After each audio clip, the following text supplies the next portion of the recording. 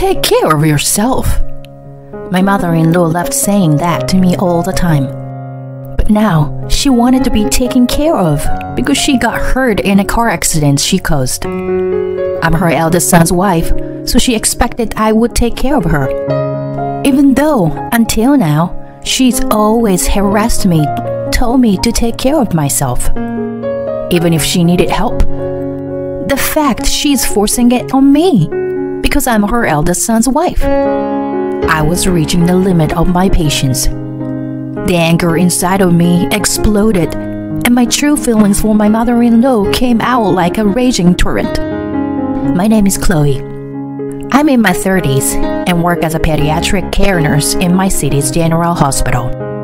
When I was in my 20s, I worked full-time and did my graveyard shift. But since I gave birth to my son Paul, I decreased my number of shifts a bit. But working as a nurse, you rarely get to end work exactly at 5 p.m.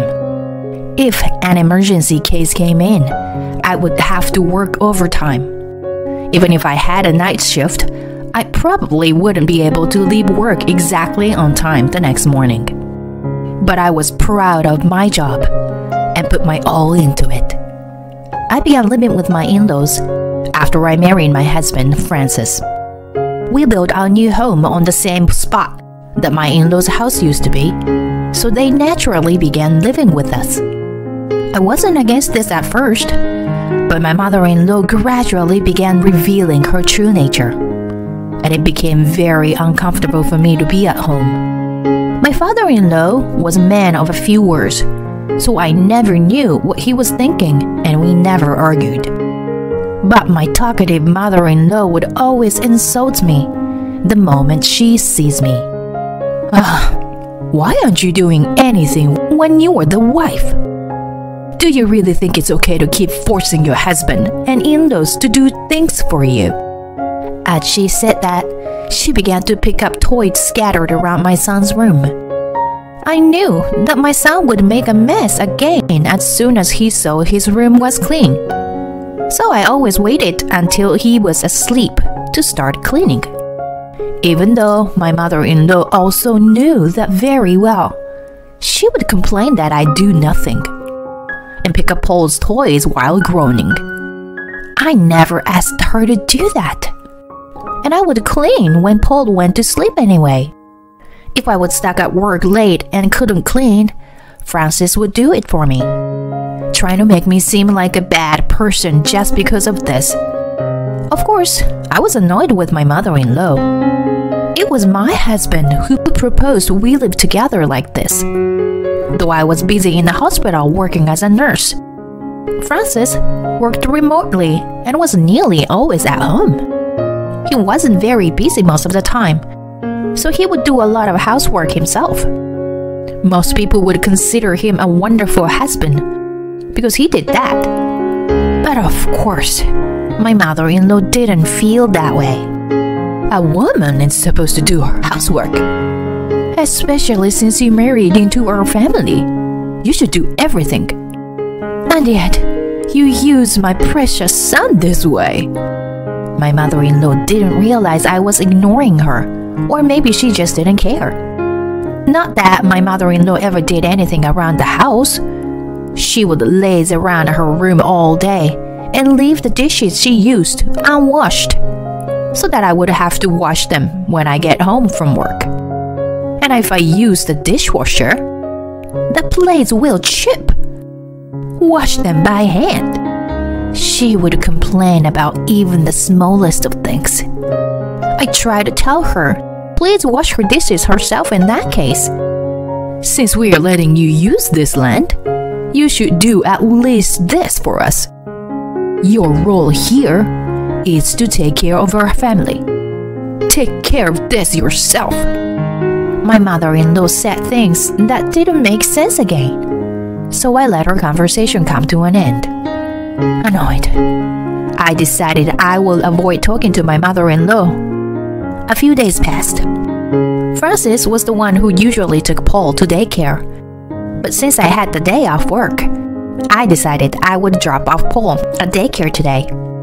I don't know about other places, but at the daycare we go to, Even if a parent has a day off on a weekdays, they are more than welcome to leave their kids at the daycare. All the parents knew and took advantage of that. But as I was heading out of the house with Paul, "Oh, you have the day off, but you are taking Paul to daycare? If you have a day off, you should also give Paul a day off." She began whining to me. Paul was 3 years old and just getting to a stage where he began throwing tantrums. If he was at home, he wanted to go out. And if he was out, he wanted you to carry him piggyback. If he was hungry, he would get very restless. Francis was busy with work, and Paul was at an age that will be difficult for me to take him out alone. "The daycare says it's fine," I replied quickly. My mother-in-law didn't really like kids. She would get tired of taking care of Paul within 10 minutes. Which is why we took Paul to daycare, even though we lived with his grandparents. Anyway, I wanted to rest today. And Paul liked going to his daycare. He had even been saying since the morning that he wants to go, since they were holding some special event today. But no matter how I explained this to my mother-in-law, she wouldn't accept it. When I suggested she take care of Paul then, she wouldn't agree to that either. If we didn't leave soon, we wouldn't make it to the daycare until after 9 a.m. I didn't know what to do. "Mom, Chloe works every day without resting. She also does housework and takes care of Paul. The daycare says it's fine. And Paul wants to go too. So, let him go." My husband came to the rescue. Suddenly, my mother-in-law's anger turned into a smile. "You all right? Go out and enjoy." She sent us off so cheerfully, it almost felt gross. Francis was her only son, so she really loved him. She would easily accept just about anything he told her. So he held a lot of power around the house. I thanked him, and Francis gave me a thumbs up and a carefree smile. After all that hassle, I finally sent Paul off to daycare. When I got home, Francis' car was gone. I usually drove a van I had bought myself, and my husband drove an old compact car. Seeing that his car was gone, I had assumed that Francis has gone out somewhere. But when I entered the house, he was sitting in the living room as usual. When I told him his car was gone, he rushed outside in a panic and was shocked to see the driveway empty. His father was in his room watching TV. So since the car keys were gone, his mother must have gone somewhere. Francis covered his face with his hands, and he said his mother was a horrible driver. Just 1 month ago, she had gotten into a fender bender. My mother-in-law said it wasn't her fault, but when we checked the other car's dashcam, we saw that she had been tailgating them in the entire time. She was undeniably a bad driver. Francis and I had to do all we could to apologize to the other driver to avoid getting into even bigger trouble. We hid our car keys from her, but she somehow found them and went out driving again. "My mom should still have insurance, as long as she doesn't get into an accident." Francis was mumbling this to himself. But our fears became reality. A few hours after she had left, I suddenly got a call from the hospital. It was a call from a colleague and friend of mine who worked in the emergency room. She told us that my mother-in-law had sustained huge injuries from a car accident and was currently being transferred to the hospital. I told Francis and his father, and we rushed to the hospital in a panic. My mother-in-law was in the operating hall. We were outside waiting for her, nervously, when the police arrived. When we heard what had happened, we all went pale. According to the police, my mother-in-law was irritated that the car in front of her was driving a speed limit, so she was tailgating them. When the driver in front of her stopped at the red light, my mother-in-law slammed into them. Luckily, the driver in front of her was able to skillfully swerve their car so that they avoided any big trouble. But my mother-in-law ended up driving straight into a telephone pole. It was lucky that no pedestrians were involved. But my mother-in-law had to be brought to the hospital because her lower body had been crushed and she had lost consciousness. As we continued to speak to the police officer, my father-in-law announced that the surgery had finished. Fortunately, her accident hadn't been life-threatening, but her lower body was very hurt and she had to have a leg amputated. Hearing that she was relatively okay, we all relaxed. After some time passed, we were told that my mother-in-law had woken up from her anesthesia, and my father-in-law rushed to her hospital room. Francis and I were speaking to the police officer about the person whose car my mother-in-law had hit, so we didn't make it to the hospital room until a bit later. When my mother-in-law saw me, "Look at this! This is the worst! I can't walk on my own anymore. You're my eldest son's wife, and you are useless around the house.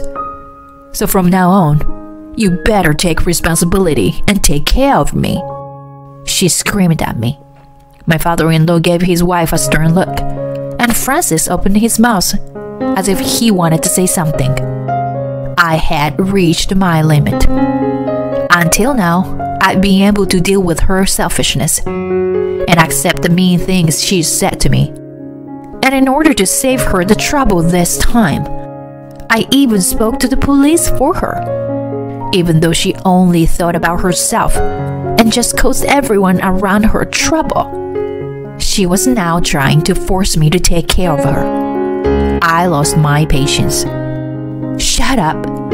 Take care of yourself. That's what you always tell me, right?" The anger inside of me exploded, and my true feelings for my mother-in-law came out like a raging torrent.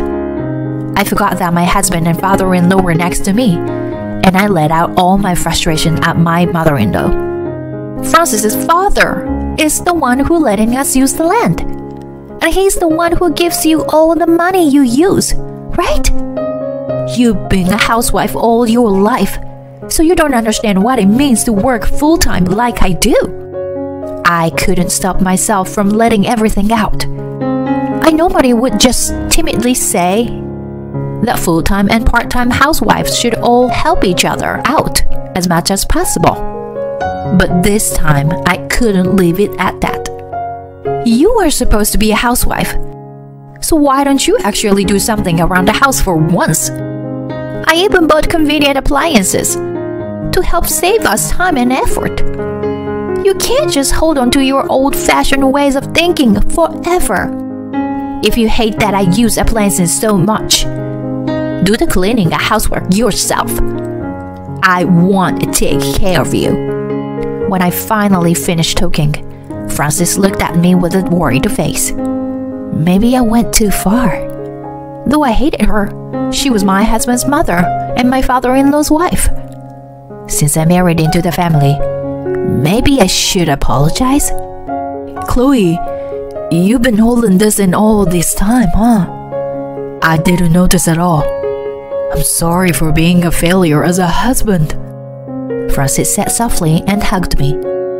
My father-in-law also sided with me.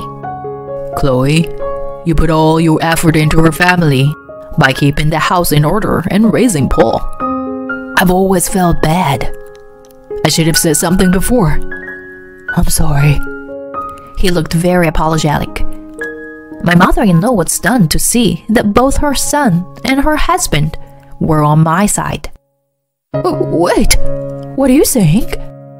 Why are you making it sound like I'm the bad person here?" She began to make a fuss, but my father-in-law looked at her calmly. "This all happened because you stole the car keys they had hid from you, driving without permission, and getting into this accident. It's all your fault. You need to accept that you were to blame here."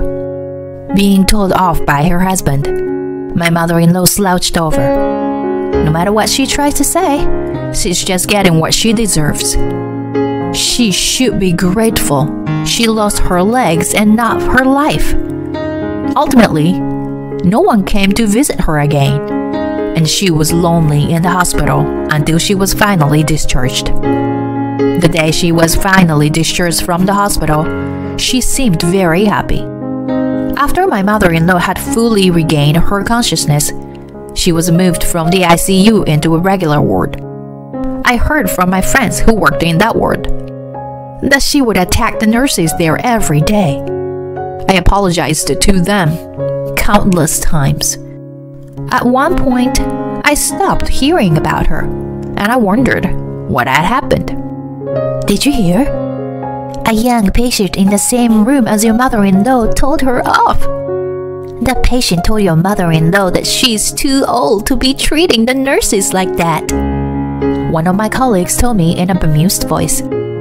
Since that colleague knew about my mother-in-law had bullied me, she felt very satisfied after that other patient told my mother-in-law off.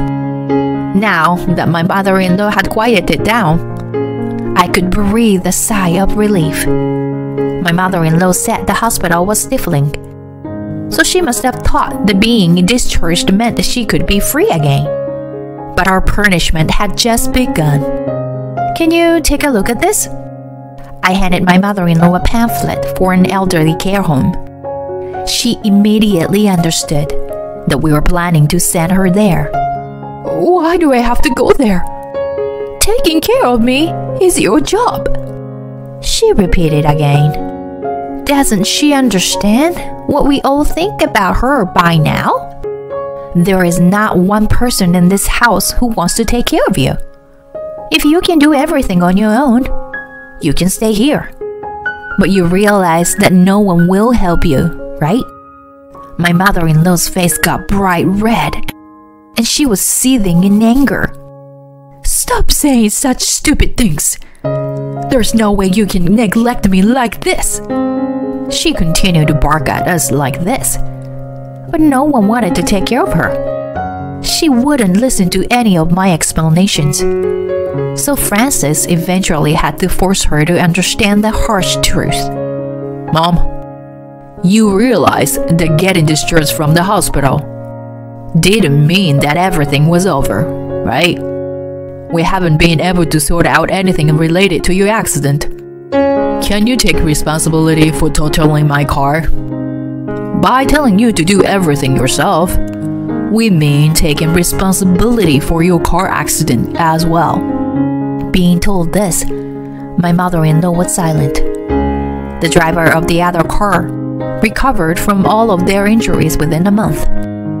The passenger had just suffered from some minor scratches and bruises. My husband's car had been completely wrecked. Our insurance covered the damage of the other person's car, but not to my husband's.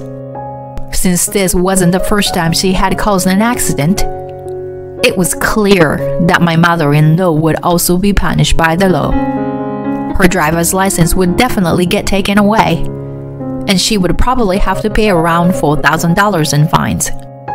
And considering the compensation she would have to pay the other driver, she would have a lot of money to pay. If you have enough money to pay all your fines, buy Francis a new car and hire yourself a helper. Go ahead and do it. My mother-in-law had nothing more to say, so she finally gave up. She probably didn't think this would become such a big deal.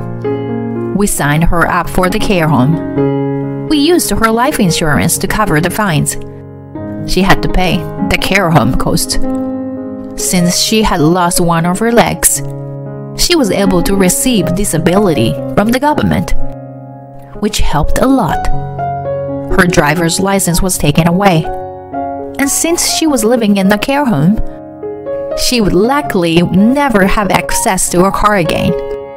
But it seemed her life in the care home isn't all that great. Since she has a bad personality, she hadn't been able to make any friends. She continuously insults all the other residents and attacks the caretakers, so everyone hates her. We rarely ever visit her though, so we don't bother ourselves with that. She has no one by her side and lives a lonely life. A huge took place in her home since my mother-in-law moved out. First, with my father-in-law. Fishing is dirty and just a waste of money. My mother-in-law was against my father-in-law's hobby. But now that she was gone, he could finally enjoy fishing again. He would leave the house early or sometimes disappear late at night. He's been catching all kinds of fish recently and letting us taste all of them. Some of his friends are professional fishermen, so he even gets enjoy riding on their fishing boats with them.